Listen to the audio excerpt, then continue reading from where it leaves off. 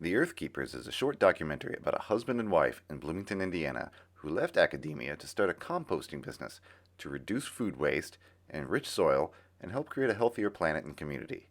It was supported by Indiana Humanities as part of their Inseparable film series, which funded 5 short films exploring how Hoosiers experience and grapple with urban, suburban, and rural divides.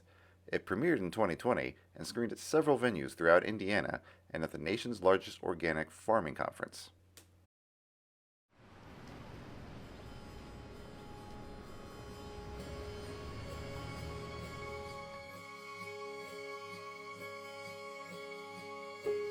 Before the election, I was very sad at what I saw at the state of suffering in the world. I felt like my best efforts were doing nothing to contribute to healing that, and I felt like things were just getting worse. Am I going to talk about changing the world in circles until I'm up to my nose in rising ocean waters, or am I going to get out there and give it my best shot with every breath that I have to help make the world different?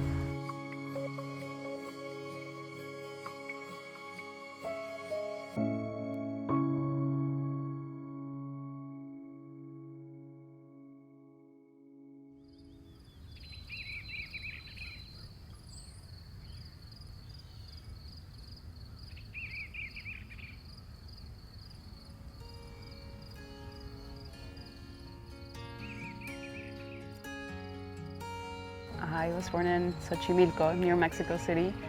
And then when I graduated from high school, I came with my mother to Bloomington. I didn't even know that Indiana existed. I earned a dual PhD in psychology and in cognitive science. When I met Ryan, all I knew of Indiana was campus and churches everywhere. I went to undergraduate in Northeast Missouri. I came to Indiana for grad school. I was trained as a political economist under Eleanor Ostrom, who had just won the Nobel Prize in economics. What I started to realize about my academic path was that seemed to be more about scientists talking to each other and not talking to people. After 2 years of giving it a shot, I was just like, I can't do this anymore. I'll find another way to use my mind.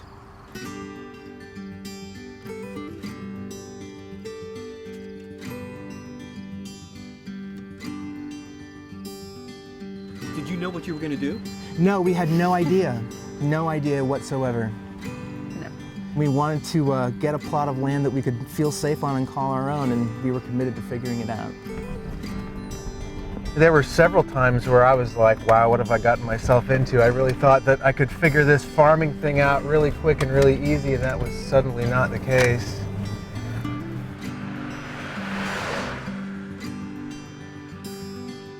The first year was really hard because we moved in and we had no money. Like, we couldn't even mow our own grass. Man, those hard days in the Indiana sun, it's a different ballgame than what it looks like in my mind. Through that grind every single day, I slowly did learn. It was this little boost of confidence. Turned out that the farm needed some compost, but the compost was too expensive, so we figured we'd have to make it ourselves. That's where we began the long compost journey.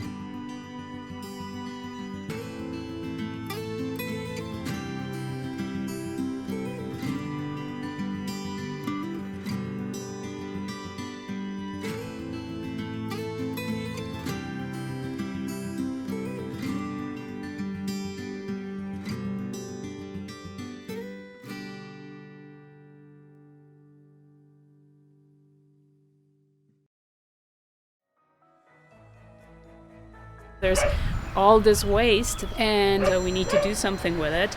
The result of the study was that we do have the capacity regionally to manage all this organic waste. And so when we explained this to the county, they were just like, their eyes were huge and they were like, let's do this.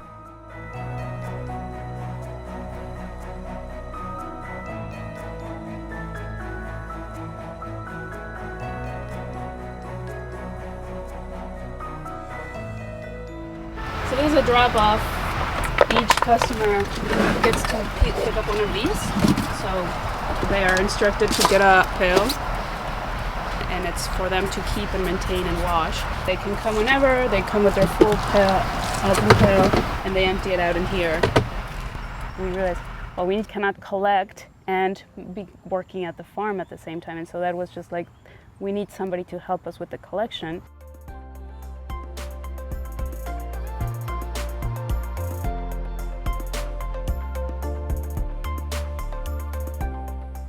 Mom is looking to give people opportunities to change their own life. It was created through the 28 years of addiction and incarceration that I endured. And it's a reflection of what it took and what it takes to not only break away from addiction, but to stay in recovery and have a productive life. When men and women get out of prison, they have a place to work any job until these men and women get in position to get a better job that leads him to his career job. Any job sometimes involves guys working right here in the warehouse. You go to your far right or your far left. But the better job would be like earth keepers. Rick, for example, he started here at any job working with the moving company and became the first to move on to better job. The things that are being learned and skill sets that Rick can take with him for the rest of his life. My first day, he was like, yeah, we have 40 places to go to. Double checking my route here. Just scrolling through to see what we're gonna need today.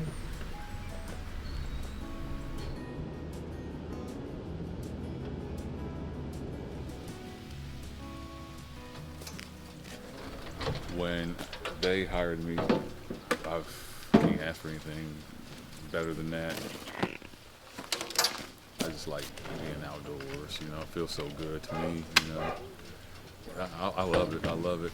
And I've never done the compost business before, so this is new to me. Look at all them goodies in there. You want some cake, man? Anything special good, bud? Man. And now I know what compost is and the meaning behind compost.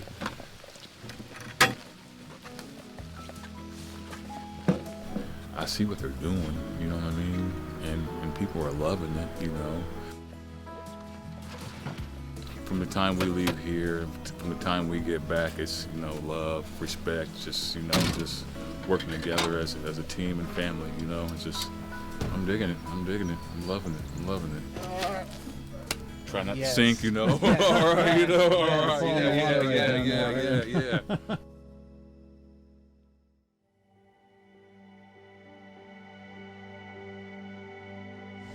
My name's Carl. I run the recycling program with Cook.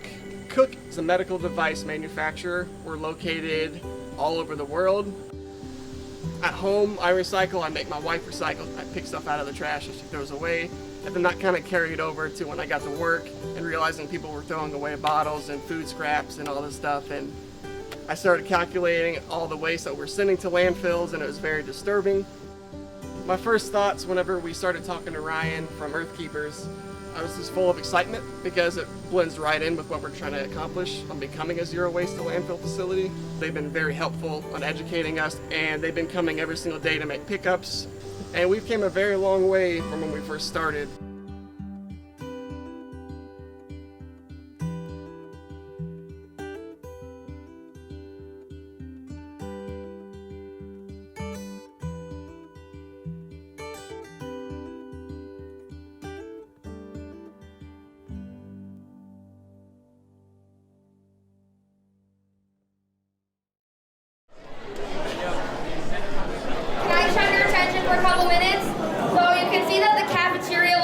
Different today. We're doing a waste audit. Last year we held a waste audit, which is very similar to the setup that we have today, so that we could get this composting program. Everything was going into the dumpster, cardboard and plastic and food waste, and then we found out in the waste audit that about 75% of our waste can be saved from the landfill through recycling or compost. It's the first day that we've ever done composting at the schools. So at each of these stations, we're gonna have student volunteers that will be helping you sort out your trash. So if you could just help them out, it'll make it go as quickly as we can. So thank you. So we're hoping to teach the students how to use active waste management skills. And this will go in the compost, your napkins. We're learning so much. Straight trash. This is going to be compostable, and this is going to trash. This is recycled. How was today? It was so good. Look at Better than we this. could have hoped for. This Look at takes all every of this. day. It's just so this much every day from the landfill. It's pretty amazing. Why does this matter to you all? Well, It's our future. We're hoping that this compost program and the recycling initiatives and other initiatives that this club is doing spreads throughout the district and then hopefully in the future the state and then across the nation and the world. It's part of a cause that's so much bigger. in reducing the amount of waste, we can save a lot of greenhouse gas emissions, such as CO2 and methane, from coming into the atmosphere. We get really down on ourselves and think, oh, how can I help this huge problem? The important thing that we can do is think about what we can do in our community. And this is something where it's going to be able to save thousands of pounds of waste.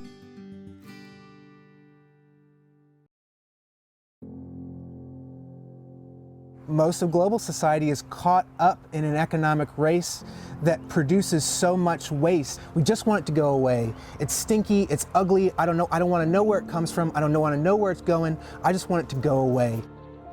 It's not too late, no matter how bad it looks. Yes, global warming is accelerating. Yes, we're throwing away more trash than we ever have before. Yes, we have this recycling problem, but we can fix these things. We can fix these things with intention and commitment. So I see the same story of hope and transformation in turning food waste into compost as I see in helping ex-offenders reintegrate into their communities. Recycling minds by putting them in an environment that is giving them jobs. If we can show Bloomington, Indiana, the country, the world, if we can show that this can be done, other people are going to start doing it too. This is what we got to do as a community together.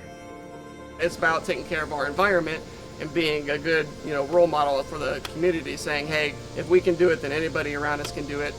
If we can do these small things, and if these small actions spread across really large amounts of people, we end up having a tremendous impact. For us, this is taking these things that are waste and we are infusing them with our hope. We can help, just like with the compost making process itself, transform these broken materials into new life. And that's what the world needs. Compost to me is doing it for the earth. We're blessing the earth with what we're doing.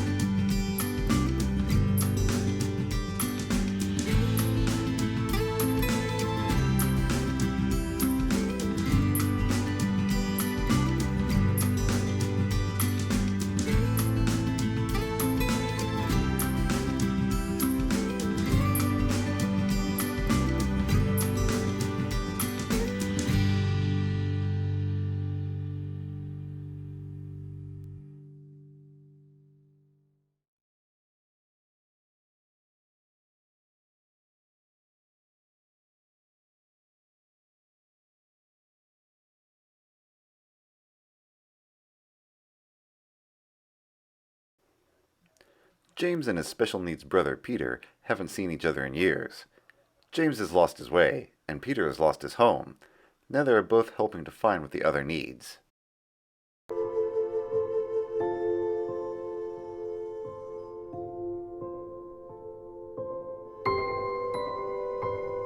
How you feeling, Pete? Peter, not Pete, Peter. Of course. You know I want what's best for you, right? Oh yeah, very excited, very excited. You gonna go home and stay with James? You know this is only temporary, right, Peter? Just until we can find you another facility. Nope. Peter, stay home. I'll tell you what. We'll just have to wait and see. Who knows? Maybe down the road, the situation could become permanent. Yep, Peter, stay home. I'm gonna run in here and talk to your brother for a minute. I want you to wait here. I'll be right back, and then we'll all talk together for a few minutes. All right? Okay.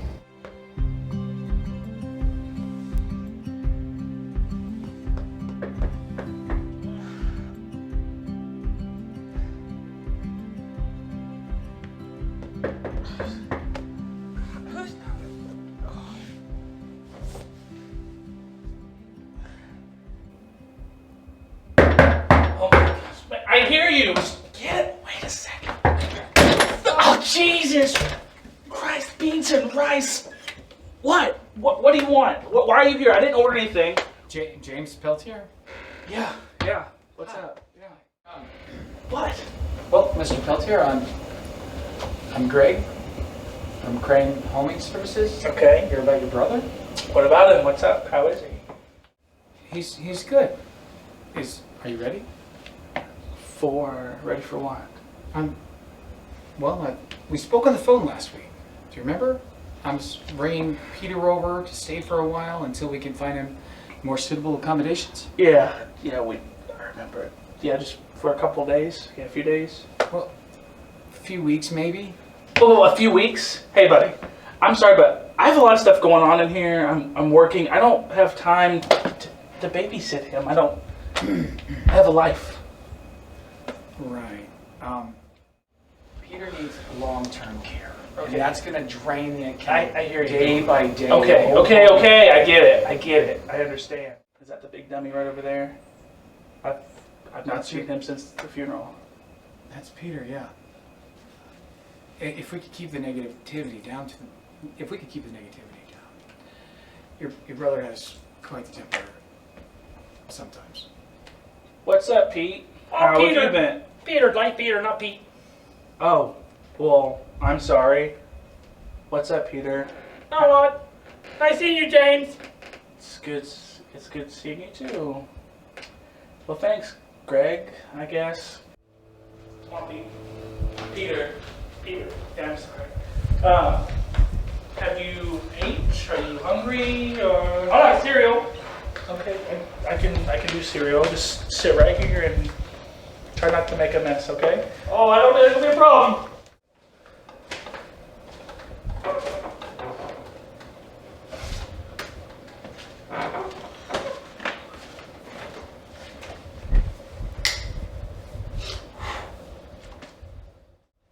I don't remember there being so much trash on this table, like cans and stuff. Yeah, I'm doing a thing called redecorating. Oh, I remember it being flowers.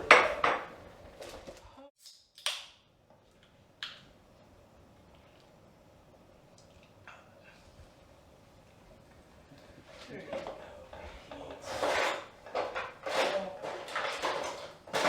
sure have a lot of food in here. Yeah, I like to eat. Well, this is all I could really manage. Maybe sometime this week we can go to the store and get something you really like, okay? I like cereal. It's not that cereal. You didn't even try it. Oh, I ate earlier. You made it earlier? Yeah, I ate earlier, but I like cereal. It's not that cereal. Well, what do you like? What cereal do you like to eat? I like Fruity Pebbles. Okay. And I like peanut butter. The peanut butter with my name on it. Your name on it? Yeah, peanut butter with my name on it. Oh, Peter Pan peanut butter? Yeah, got Mr. Lee on there. Oh, yeah, maybe we can get some of that peanut butter this week, okay? Woo! I like that peanut butter. Okay, we'll get that this week, okay? Can you read my book to me? Your book? Yeah, my book. About me? Mom used to read to me all the time. Oh, yeah. I can read your book about you sometime, okay? Oh, okay. I'll go get it. Okay.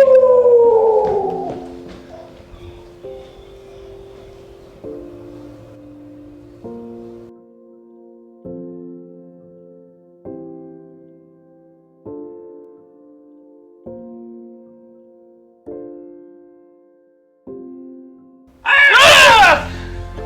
Peter, what are you doing? The sun's out. It's time to play. No, Peter. It's not time to play. I'm sleeping. I'm in bed. I'm sleeping. I'm hungry. Well, go get some cereal. Go get something from the fridge. Just go eat. Oh, okay.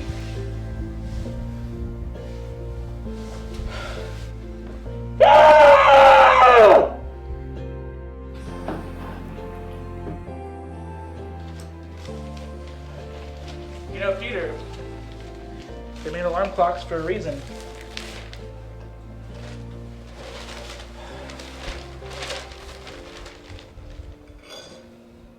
Oh! Stop. Keep eating. I'm reading, okay? Oh! What you reading? I'm reading the obituaries. Oh! What's the obituaries? The obituaries is where you're gonna end up if you don't stop freaking poking me, okay? Keep eating.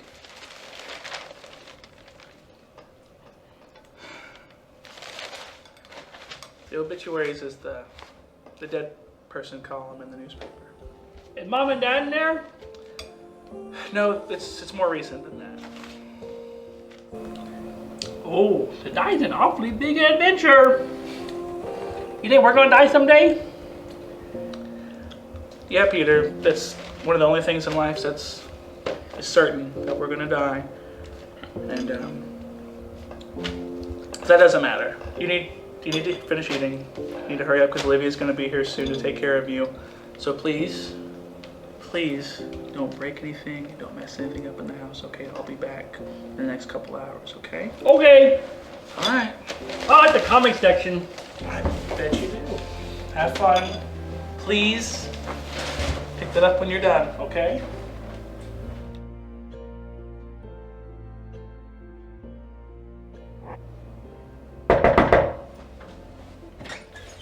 Oh, Peter Pelter. Yeah, Peter. I'm Olivia from Family Connections. Is James here? No, he's not here right now. He left. James knows I'm supposed to be here today. Oh, okay.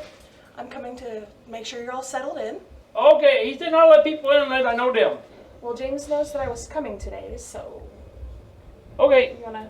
You seem like a nice lady. You can come on in. All right. Do you have any big plans today, Peter? No, I ain't got no plan. I like books, so can you read me my story? I believe we can handle that today. Okay. Do you know when your brother will be back home? No, he said he'd be back soon, though. I would like to have a word with him about this mess. Oh, there's no mess. He said he'd be done with coding. Well, let's remove his decorations so we have a place to sit. Okay. Where you gonna put them at? Well, let's throw them away if they need to be thrown away and put the stuff up that doesn't need to be put up.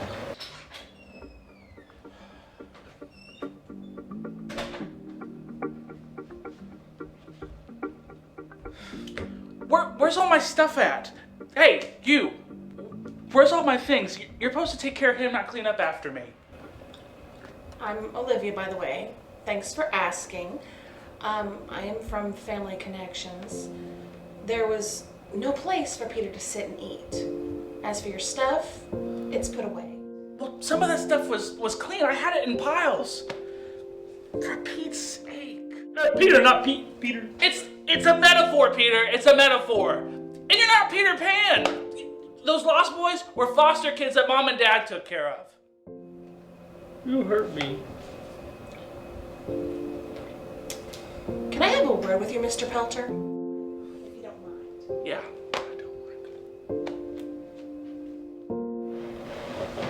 In private.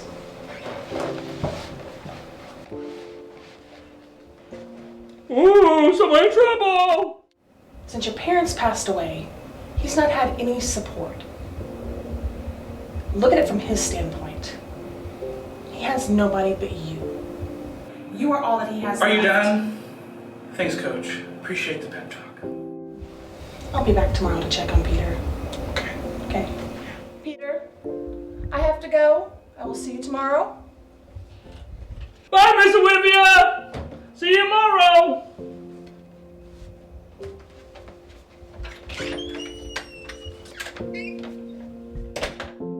Hey, Peter.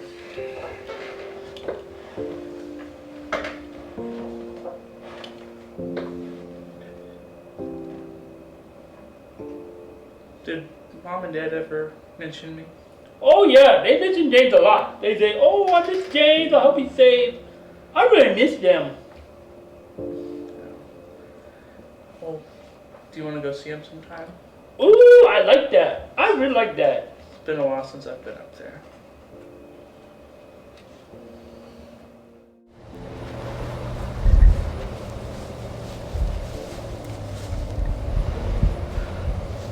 Hey, Mom. Hey, Dad. I'm sorry I don't come and visit you as much as I could, or as much as I should. Life's just really hard right now, and I just keep screwing stuff up. I'm a screw up. Who are you talking to? I'm talking to Mom and Dad. Mom, Dad! Mom, Dad, can you hear me? I'll help you out! Get up, Peter. What? Don't be ridiculous. What? They can't hear us physically. Oh! What are you doing then? Do you know how you play pretend around the house? Oh, I like pretend! I know. I pretend to talk and as if they were here and they could hear me. Oh! Miss Olivia said you drink the silly juice and that's why you're funny. She said you smell us sometimes. You know what Miss Olivia is? What? It doesn't matter. It doesn't really matter. Oh, what? Peter, what do you remember about Mom and Dad? Oh, I remember Mom used to sing me songs, and Dad would go outside and play basketball with the boys, and sometimes when people leave, they start crying, and then Mom and Dad would cry after they left. And then I remember them talking about you a lot. They say, I miss James. I wish I could remember that. Come on, Peter. Let's go home. These bugs are eating me alive. We need to go home. Oh, those aren't bugs. Those are fairies. There's no such thing as fairies. What are you doing? What are you doing? What are you doing? You can't say that. Every time you say a fairy falls down dead. I'm sorry, Pete. Peter, they're fairies. I'm sorry. Let's just go home, okay? Oh, okay.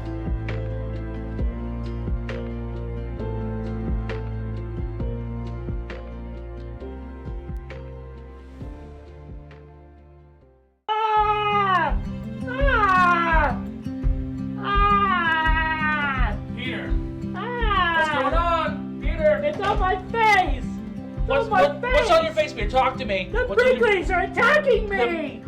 The pricklies? You talking about that hair on your face? You talking about your facial hair? Yeah, the pricklies! Peter, it's 2 in the morning. I don't have time for this nonsense. Come on. Get up. Okay. We're going. Come on. Okay. Yep, come on.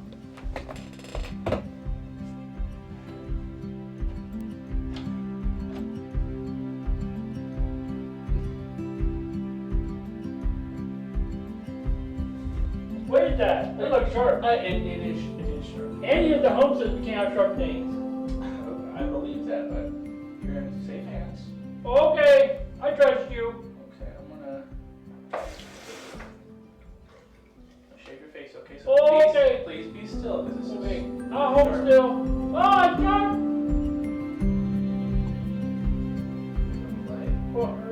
It can't hurt. Okay. Oh! All right. No, I'm fine. Okay. Peter, what happened to your face? Oh, James here helped me shave. I'm really good at shaving.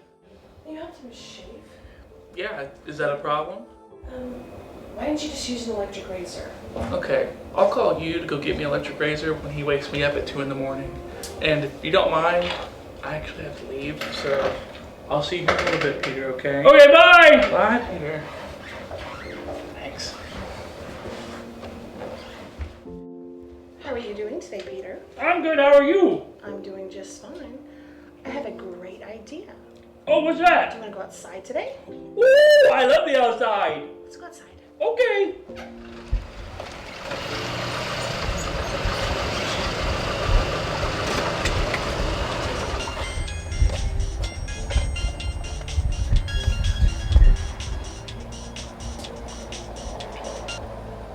Hello. Hello, Mr. Peltier. This is Greg Summers from Crane Homing Services. Is this a good time? I don't know. I guess it depends. What's up? Well, got some good news, but first off, how is Peter doing? Peter, he's doing fine, I guess. Well, I've got some good news for you. That's great. When's he gonna be leaving? Well, a little bit of a sticky point there. It looks like it's going to be about 2 weeks, maybe 10 days. Another week or two? I can't stress this enough. I'm running out of patience with him. I have stuff to do. I have a life. It's just you won't even imagine some of the things that's going on this last week. No, I understand that, and we here at Crane Homing Services are doing our very best to put a rush on this. I know we put you in a bit of a bind, but in the meantime, just keep up all the good work. Olivia does tell me that you and Peter are coming along quite well. Yeah, just if something changes, just please let me know as soon as you can for both of us. Great. I will. Thank you. Yeah, bye Greg. Yeah. Thank you. Goodbye. Whee! I'm flying!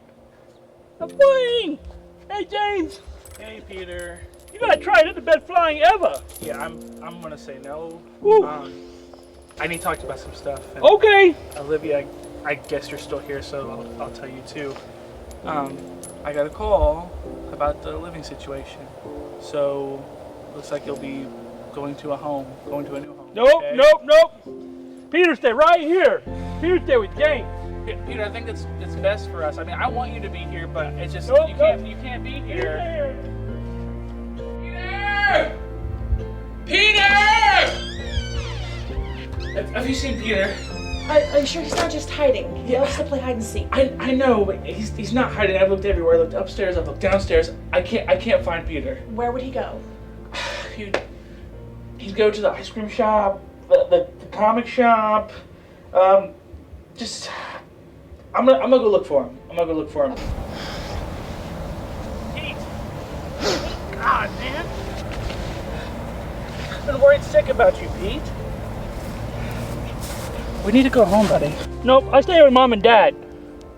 I stay with Mom and Dad, talk to Mom and Dad. I stay. I'm sorry, Peter, but we gotta go home. It's not safe here. And them Lost Boys, you need to take care of them at the other home. What Lost Boys? They're just mad people. They're that way because they need a leader. And what about this?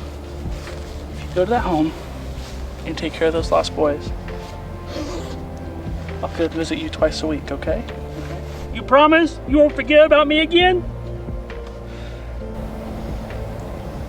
I won't forget about you. My brother, I can't forget about you.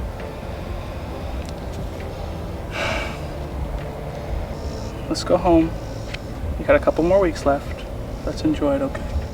Okay, that sounds good. I forgive you. Thank you. You helped save this lost boy. I know you'll take care of the other ones too. Okay? Okay. Let's go, Pete. Alright. Bye, Mom. Bye, Dad. I'll talk to you later.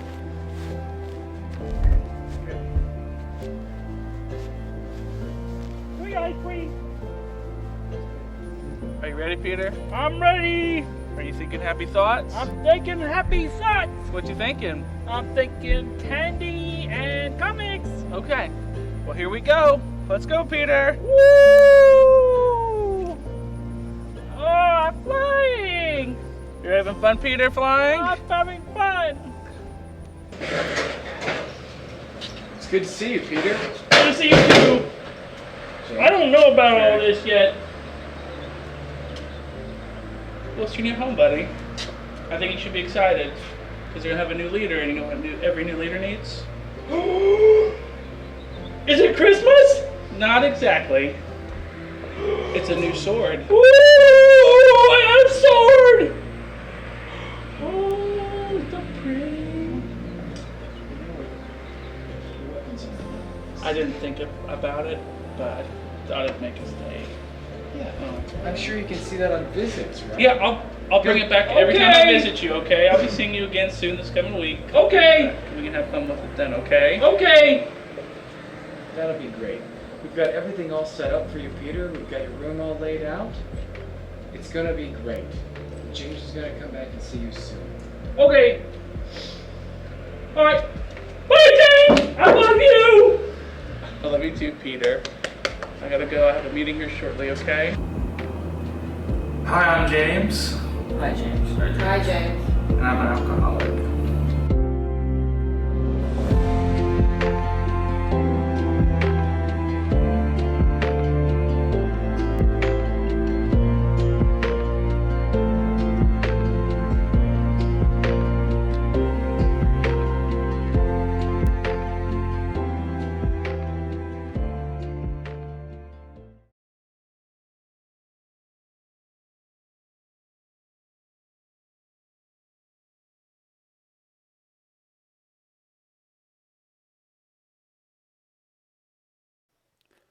This film calls attention to our responsibilities as stewards of the land, as well as satirizing the state's all-in-one approach to forest management.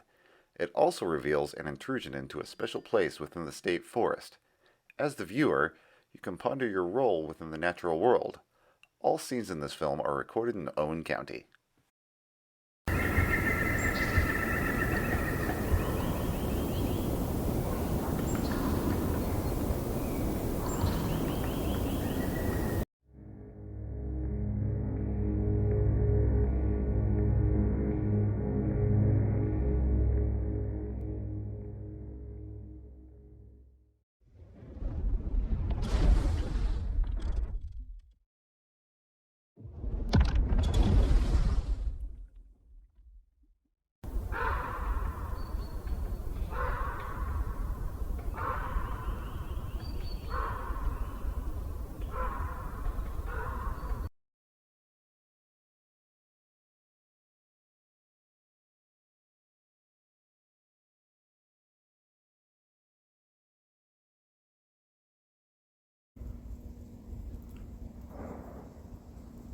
Emancipation by Barry Lopez. Who can say how the break between nature and cultural man came about or when? Historians of the West might trace it back to the rise of agriculture among early Sumerians 7,000 years ago in the Tigris-Euphrates Valley. Anthropologists tell us the breach is no neat rift, that it has no single cause central to the separation. Wherever and whenever it occurs, it is a shift in humanity's attitude towards its place. When one's home landscape, its animals, waters, plants, and earths, comes to be regarded as a servant, a producer of wealth and surfeit, the divide has opened. When the man who once plucked a few wild berries while traveling across the landscape he belonged to, a specific place, which occupied the heart of his daily prayer, evolves into a strategist for profit, the split has occurred.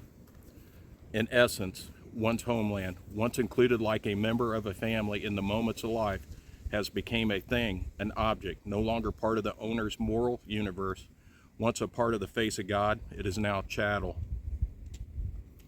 In the meantime, we find ourselves in the Visa, CNN, AK-47 present, slightly alarmed by the weather, wondering how to ensure that the last few buttons of undisturbed land remain free of their punitive new owners' social and economic schemings.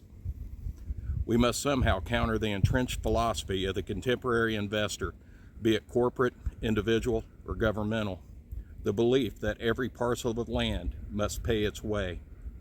If it cannot provide something marketable, they say, what's to be gained by keeping it inviolate? If it cannot serve, why care for it?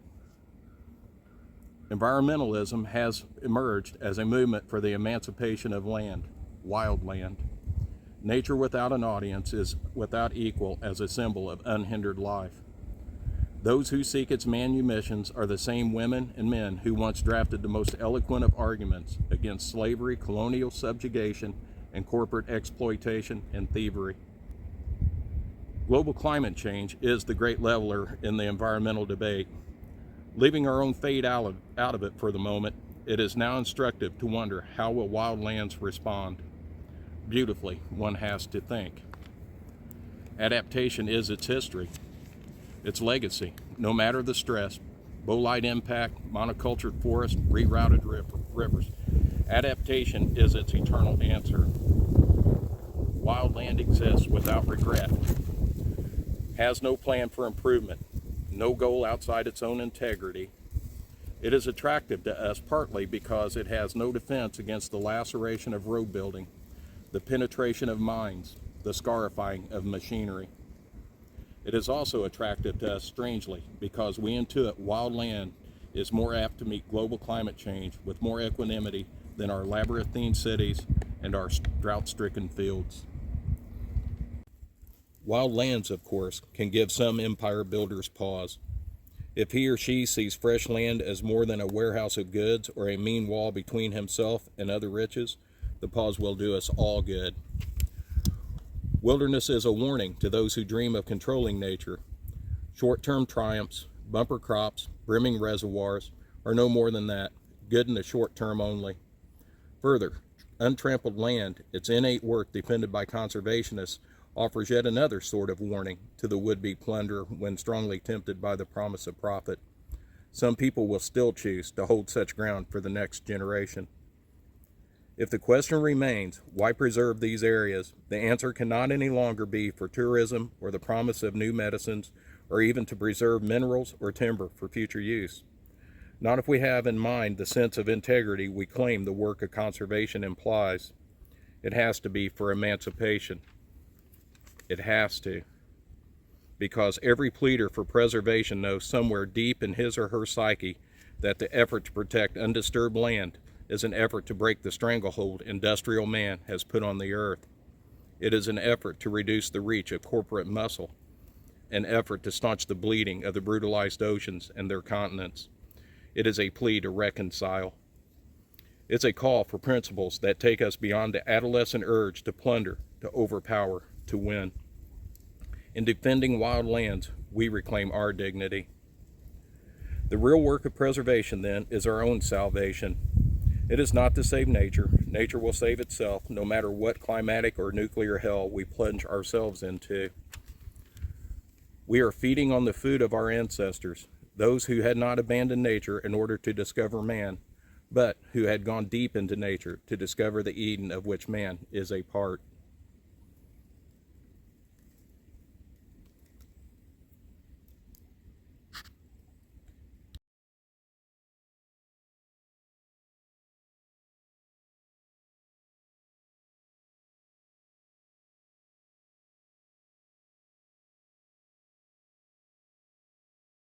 Hello, don't mind the mess. Budget Jacques of the Bureau of Timber Liquidation here to remind you of our ongoing forest liquidation sale. Since I took over the management of your state forest, our business has increased nearly 400%. Here at the Bureau of Timber Liquidation, we strive to continue to give a few timber companies quality citizen-owned timber at 30 to 40% off market prices. Now, a few words from one of our repeat buyers. Well, howdy, Jacques. Thanks. I never thought I'd be able to buy quality timber like this at bargain basement prices. And no more having to deal with picky private landowners or having to pay them fair market value for their timber. No more pesky lawsuits over shoddy harvest practices or broken promises. Shoot, those things are just of the past. Heck, just lowball bid with the Bureau of Timber Liquidation, and they'll even build a 25-foot wide permanent road right to the timber. At no extra cost to you. After all, the citizens of Indiana are footing the bill. Now, here's the best part. They have no say in the whole process. Could it get any better than that? Well, Better get back to work before the rest of the public catches on. Billy Bob Joe, fire Pat Skinner. Well, there you have it, folks. It's just that easy. I know you might ask, budget jock, what about the other uses of the state forest? Hunting, hiking, horseback riding, mountain bike riding, just name a few. What about the quality of our air? What about our water? The integrity and biodiversity of our forest? Well, if I must answer those frivolous questions once again, I'll remind you that we have the backing of a few scientists from Screw You University. And here at the Bureau of Timber Liquidation, that's all the science we need. I'd also like to remind you that the president of Screw You University was once your governor, who gave me my job and authorized this ongoing liquidation sale. So, if you want quality timber at up to 40% off market value, come on down to any state forest near you. But don't delay. Supply is limited. And at these prices and rate of harvest, it's going fast. And once it's gone, it's gone. And just a reminder to all you timber industry lobbyists out there, our big sale on elected officials is going on. For no more than a small campaign donation, you could have your very own pocket politician. Well, I hope what you just watched gave you a chuckle or two. But the reality of how our state forests are being managed is no laughing matter. If you've not visited one of our state forests recently, please do so. Take a walk down one of these permanent haul roads and see what they lead to. As Gordon Robinson, former head forester of the Southern Pacific Railroad, once stated, you do not have to be a professional forester to recognize bad forestry, any more than you need to be a doctor to recognize ill health. If logging looks bad, it is bad. If a forest looks mismanaged, it is mismanaged. So if you don't agree with the current short-sighted management style of our publicly owned forest, get informed and get active. Seek out the environmental groups in your area. They have the facts, and with their help, you can make a difference.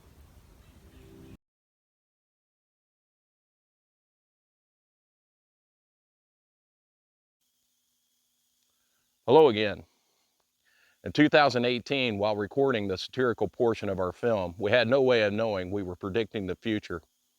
Sadly, in February 2022, we discovered trees being marked for an industrial timber harvest in the area around Rattlesnake Campgrounds, where this video was produced.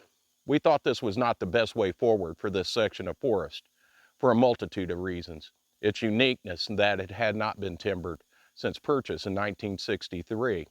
Its ecological attributes, not to mention the recreational value of this special place.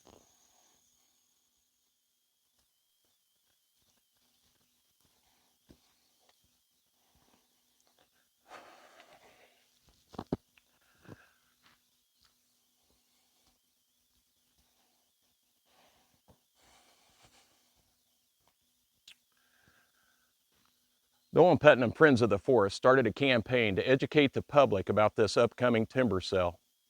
And we started a petition to save this special place. Along with the help of the Sierra Club and the Indiana Forest Alliance, we have gathered more than 2,400 signatures. We interacted with the Department of Natural Resources leaders at the highest level. We also shared the petition with Governor Holcomb. All ours and others' concerns were dismissed, and sadly, this sale was moved ahead of two other scheduled Owen Putnam timber sales. So on August 9th, 2022, nearly 900 trees were sold for $47,477, or 28 cents a board foot. The Indiana Department of Natural Resources used its unwavering arguments to justify their actions, namely, we have to do it for the health of the forest. But when you look more closely at the DNR data, the division has held 3 sales in the nearby Morgan Monroe Yellowwood State Forest since 2018. Those harvests affected 3.6 acres of their roughly 50,000 acres, which produced 9,237 board feet. While during that same period, here in the Owen Putnam State Forest, The division held 10 timber sales, affecting 798 acres out of the nearly 7,000 acres of the Owen Putnam. Those sales produced 2,104,624 board feet. Doing it for the health of the forest.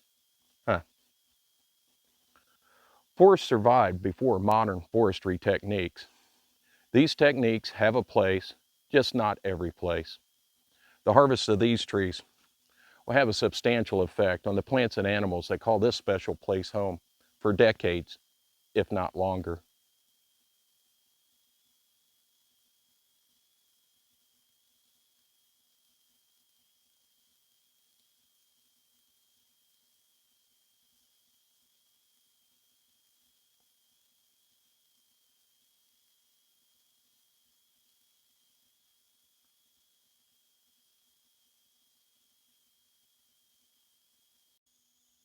But all is not lost yet.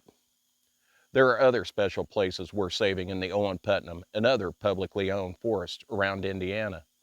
The Owen Putnam Friends of the Forest and our allies are committed to continue advocating for a more balanced management style to be put in place by the Indiana Department of Natural Resources, so that saw timber is better balanced with the other uses of these truly multi-use forests. If you would like to learn more about our efforts or perhaps become active in this campaign, you can reach out to us on our Facebook page.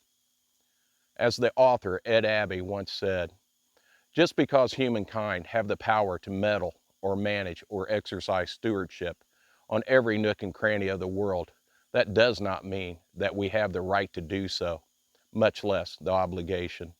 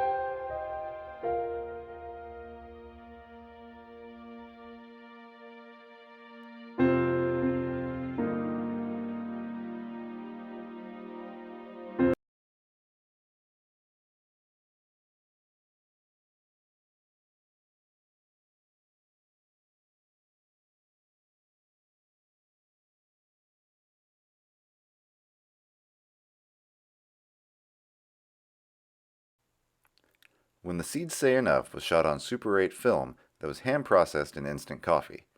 This film is an active eulogy with the thematic centerpiece being what remains of the filmmaker's childhood home.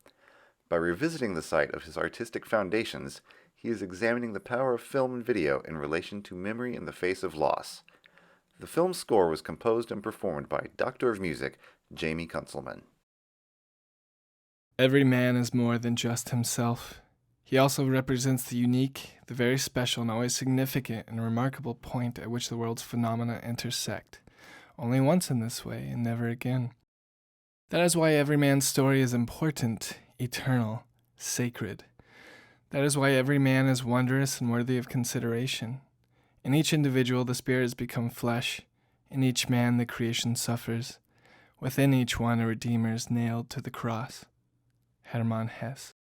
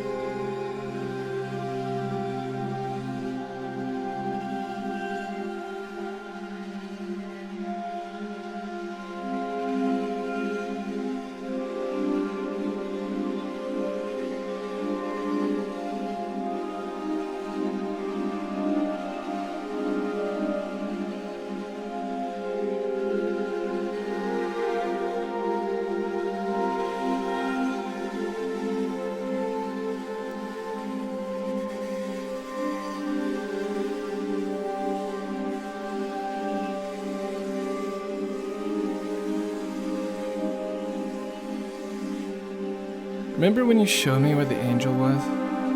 It's comical now to think of it, but I remember. Outside of our bedroom window, off in the distance, was this gorgeous orange glow. You told me it was the halo of an angel and that this angel would watch over us at night and always come to that exact spot. I believed you because when you pointed at it, it grew brighter. It's funny to think how a newly installed streetlight could be so tremendous to two boys having grown up in the country. It's strange what grief does to a person.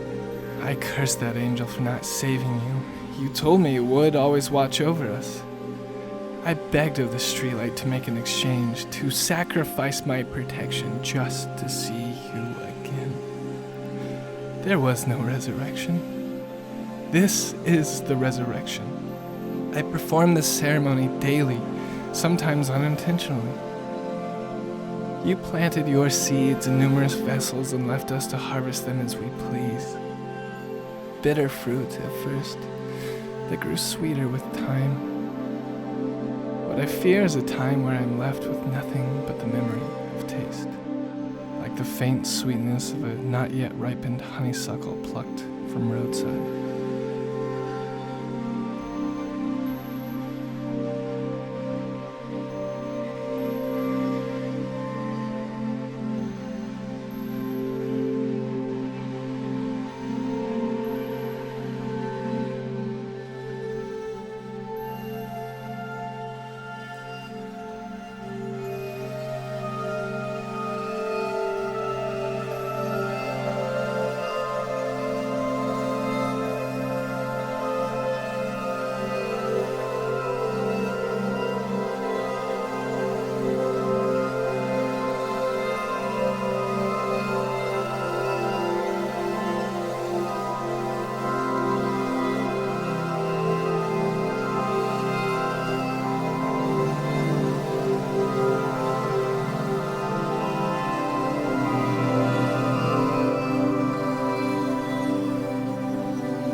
I find you lining the walls of my house. I find you in the sauntering of strangers. I find you in every crooked, snaggle-toothed smile I encounter. I summon you by recounting. I summon you by listening. I summon you with your words.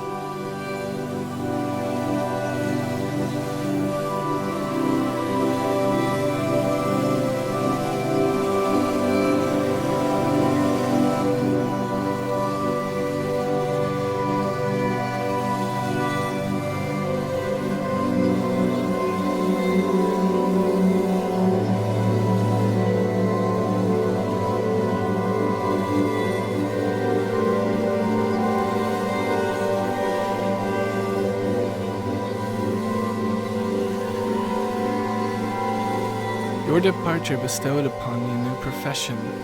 I likened myself to that of an archaeologist.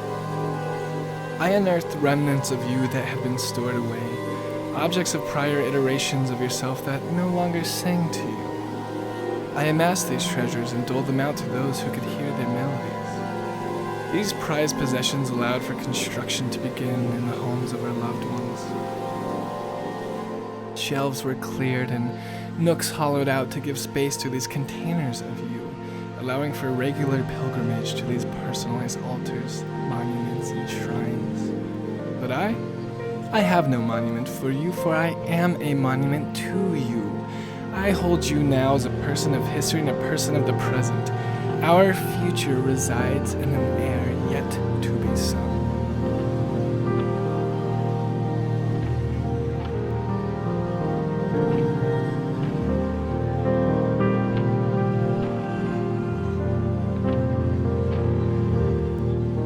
And you, dear brother, you are the author of your own epitaph. I was but the curator of the stone. From my excavations, I discovered the greatest poem you had written, the timeless piece that now resides as a memory. No matter how many times I revisit these sites, I return without it. This poem lives on as a myth, with but one line of it remembered, that which was carved in stone. continue growing, even when the seeds say enough.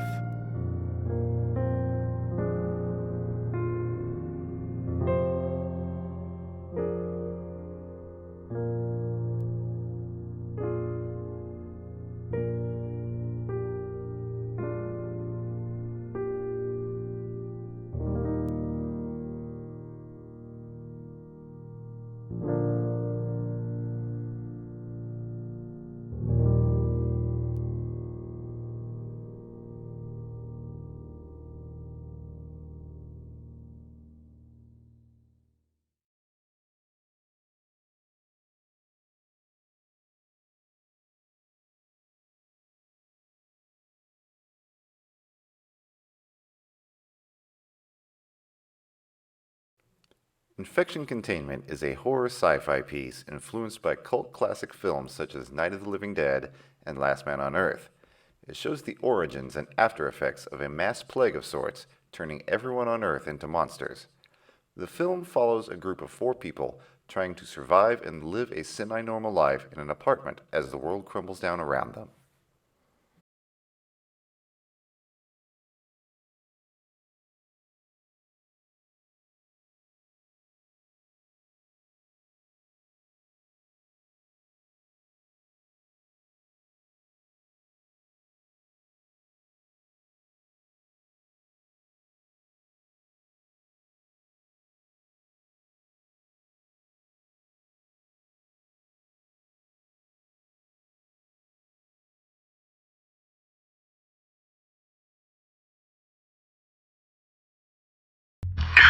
Hi, I live at 1203 West Boulevard. Our roommate is bleeding from his eyes, is on his bed. Please send an ambulance. Alright, just stay right there, keep an eye on them, and we'll get an ambulance out there right away.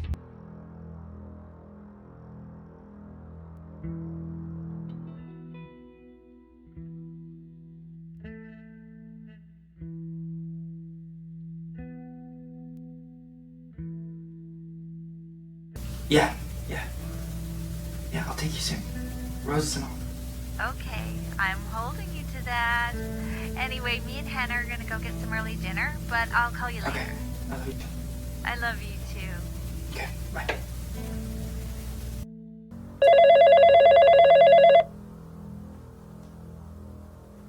Thank you for calling the Center for Disease Control. This is Gary. How may I help you? My husband is very ill.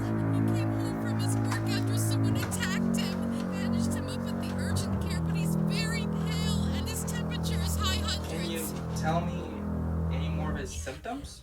So, he has Tom? How are you feeling? Tom? Ma'am? Randy, come to mommy right now. Okay then.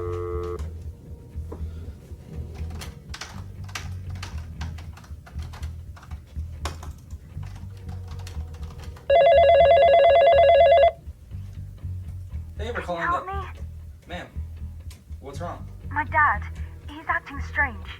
He wasn't feeling very good and now he... I just don't know what to do. Ma'am, if this is an emergency or you feel threatened in any way, call your local police station, please. What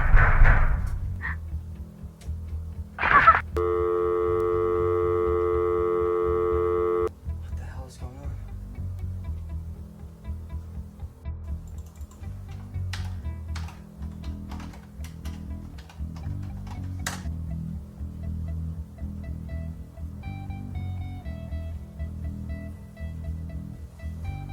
What the hell were we told about this? What the hell?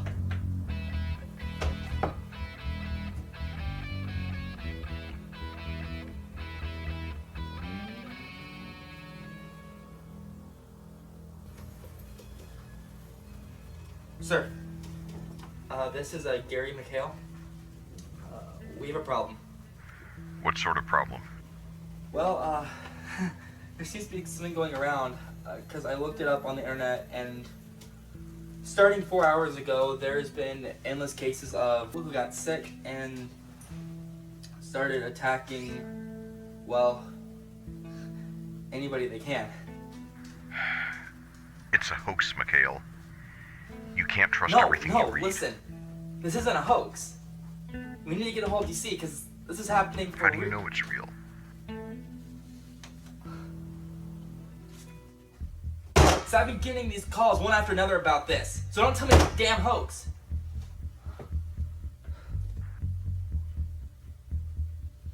Sorry. Well, if it's real, you realize this means we have a pandemic on our hands? Damn right, we have a pandemic. Asia, Mexico, New Zealand. Those are where the majority of the reports are coming from. All right, I'm coming in. Yeah. Tell me of any more updates. Yeah, so you got it.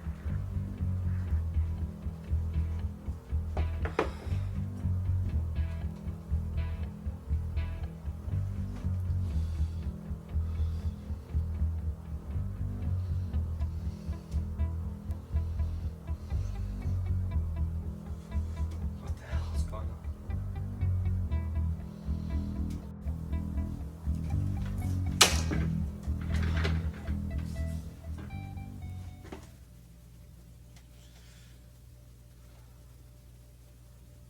This is the end of the world.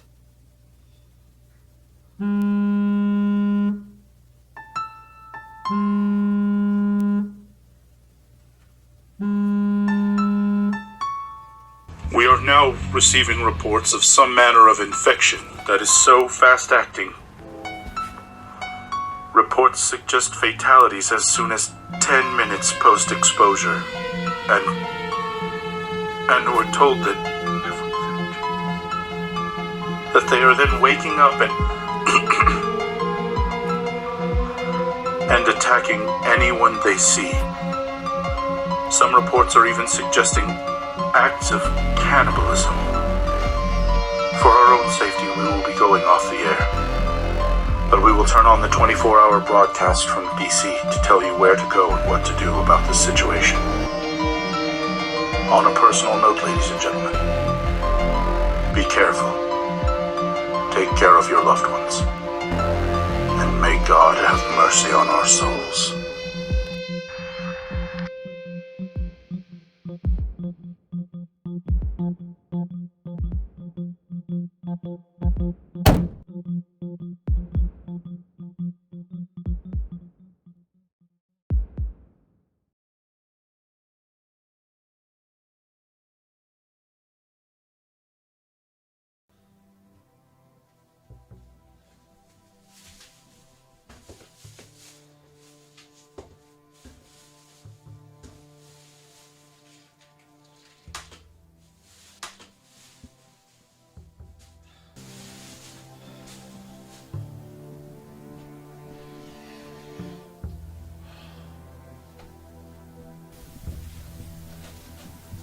Hey.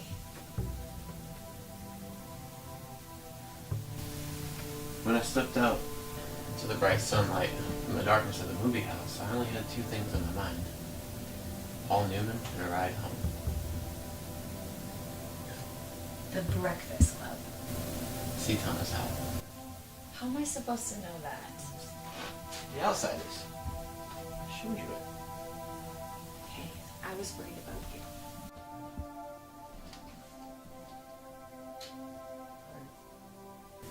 Streets are clear from here to Wheeling.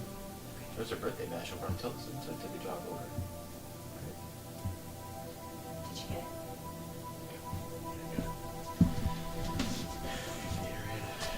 This is the only one they have, though. Tyler, that's not good. I know. I guess we don't last very long without it. I know. It's gonna have to, though. I know we will.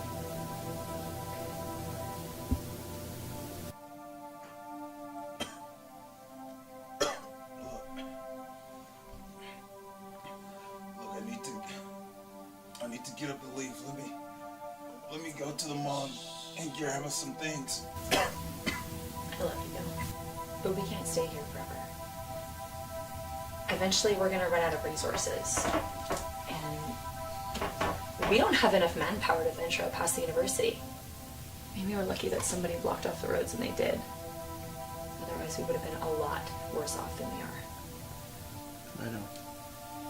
It sucks because a lot of what we're gonna need is probably in that university. I know, because it will be. We're not going in there.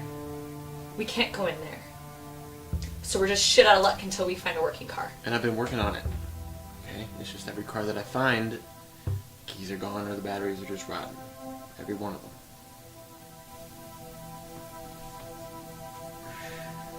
Hey, Tyler, I'm sorry. I'm just working real hard here. I know. To keep you safe. I know. I know. We'll figure it out, okay?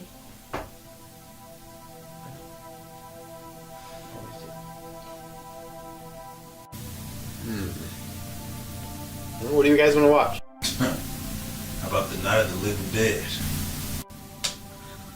What? Stop it. That is not funny.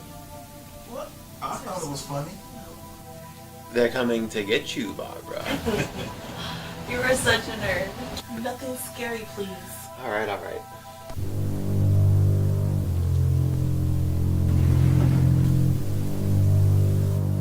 Alright, well, that was pretty scary, right?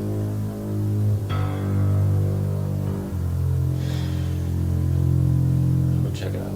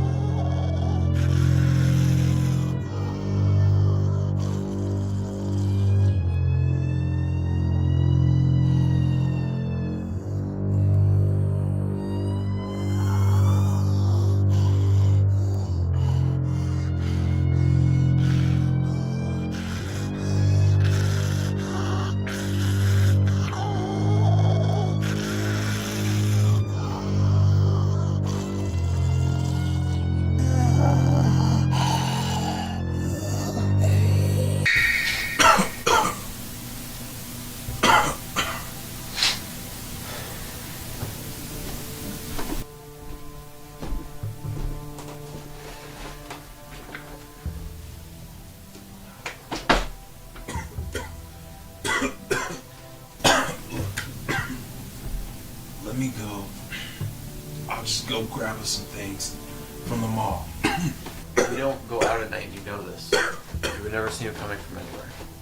Listen, we can get more done if we all live together. Problem with that, if you're really sick and you've never even shot a Hey, gun before. hey, I've fired a gun before. It's just been a while. We can do this. Come on. Fine, fine.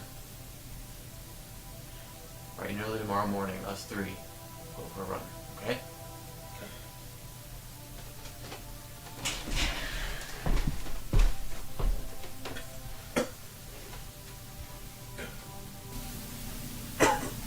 Rest up, okay? We'll see you in the morning.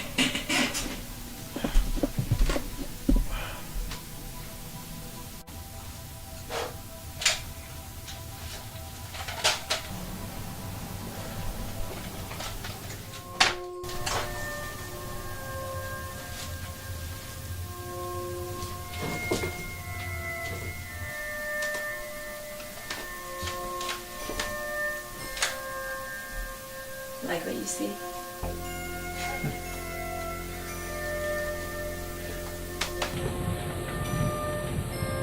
Mrs. Robinson, you're trying to seduce me. Right. Why don't you step over here and find out?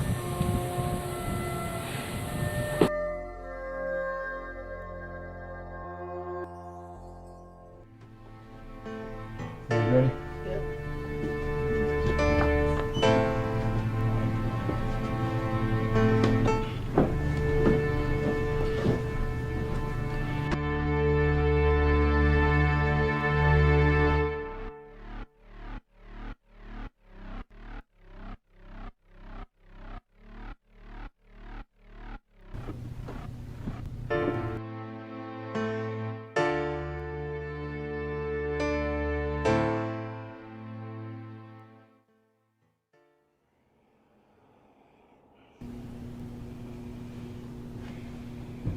Shut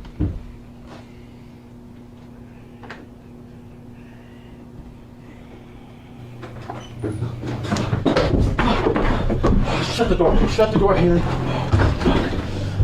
Oh my god! What? Oh my god! No, I'm fine. What happened to you? It's not mine. Baby, it's not mine. What happened Baby, to you? It's not mine, okay? What happened? Where are they? It's okay. Where are they? Where are You they? gotta be quiet. You gotta be quiet. You gotta be quiet. What happened? What happened? Wait a second. Oh my god. Oh my. Damn sleepers broke through a blockade.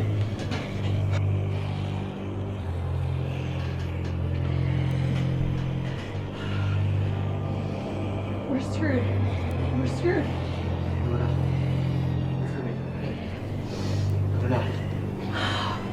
Baby, I found a car. I found one.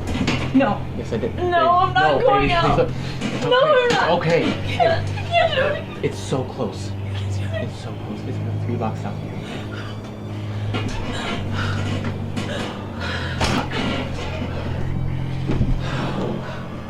How are we gonna get out of here? We're trapped. Tyler? There's at least 100 sleepers out there.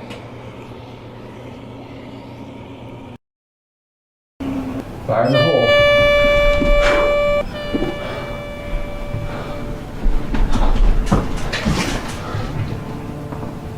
Oh, baby, go, go.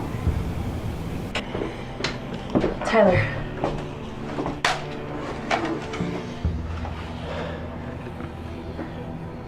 Some of them took the bait, but not all of them. What does that mean? I have to draw some of them away. No, we can do it together. We'll do it together. Hey, we'll meet up at the car. Okay? Remember what I told you? 3 blocks out.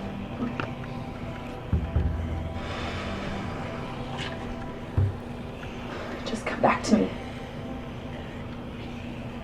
You got it, Toots. Get out of here.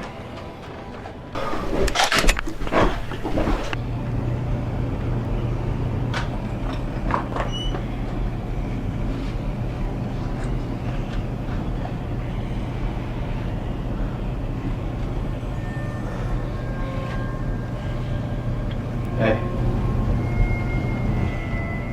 At least we'll always have Paris.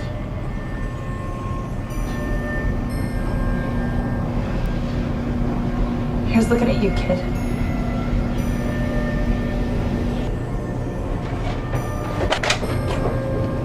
No, no.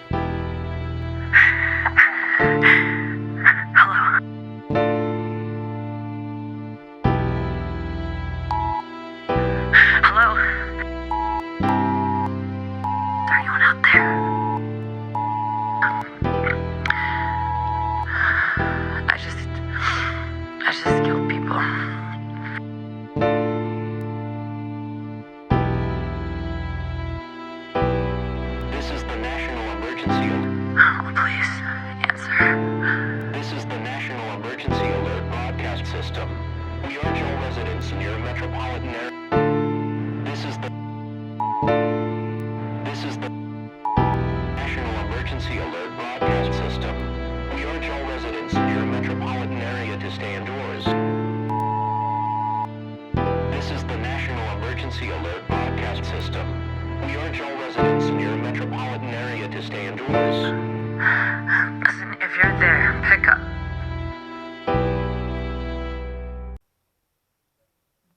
A thank you to our sponsors: Civilian Brewing, 46 T-shirt design, Boston Scientific, Jits Thai Bistro, Moore's Motors LLC, China Walk, Foxy Mutt's Grooming Salon, World Arts, Chicago's Pizza, Dr. Kinfield's, Owen Valley Winery, Spencer Pride, and Cook Medical.